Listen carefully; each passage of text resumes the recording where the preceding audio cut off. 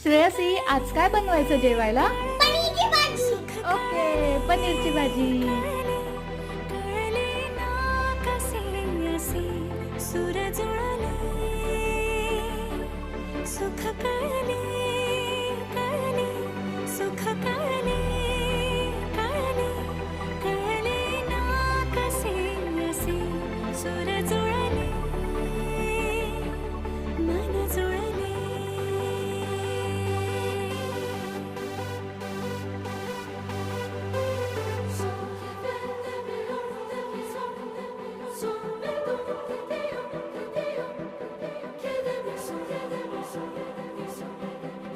Don't you